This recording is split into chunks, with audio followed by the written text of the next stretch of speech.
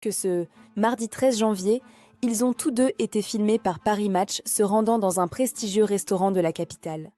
Profondément bouleversée par le décès de l'actrice Nadia Fares, une amie très chère et confidente, Laetitia Hallyday a récemment cherché réconfort et apaisement sur la Côte d'Azur.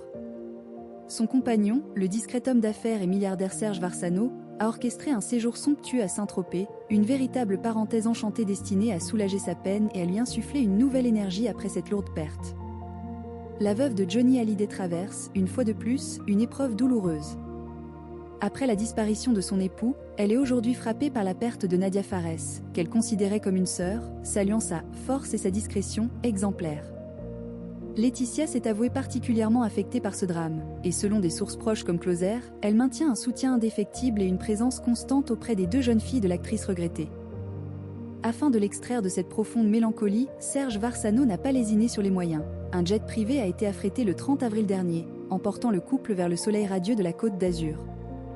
Leur luxueux nid temporaire s'est révélé être le Cadimoes, un imposant yacht de 50 mètres de long, propriété du magnate.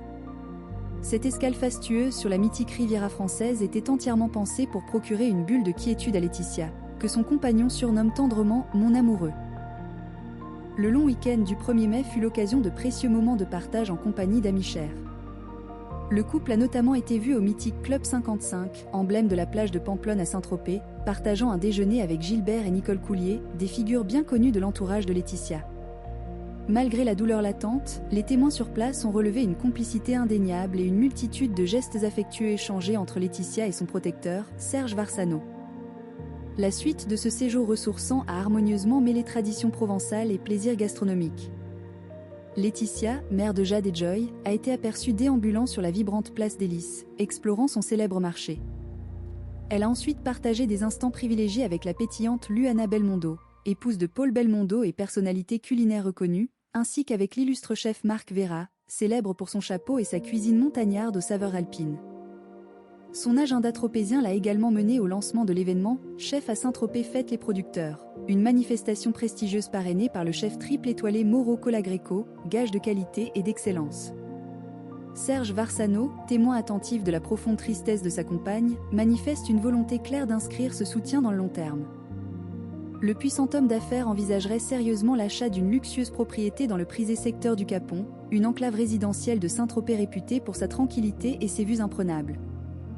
Ce projet immobilier d'envergure est conçu comme un havre de paix, un véritable sanctuaire où Laetitia Hallyday pourrait se reconstruire et trouver un ancrage serein, loin de l'agitation parisienne et des souvenirs douloureux. Cette échappée belle tropézienne souligne avec force le rôle primordial de son entourage, plus particulièrement, l'engagement indéfectible de Serge Varsano dans cette période de deuil. Entre le faste scintillant des yachts amarrés au port et le charme authentique des marchés provençaux, Laetitia Hallyday entreprend le difficile chemin pour surmonter la disparition de son amie très chère, soutenue par un compagnon dévoué qui, visiblement, a fait la promesse de tout mettre en œuvre pour lui changer les idées et lui offrir un horizon plus apaisé.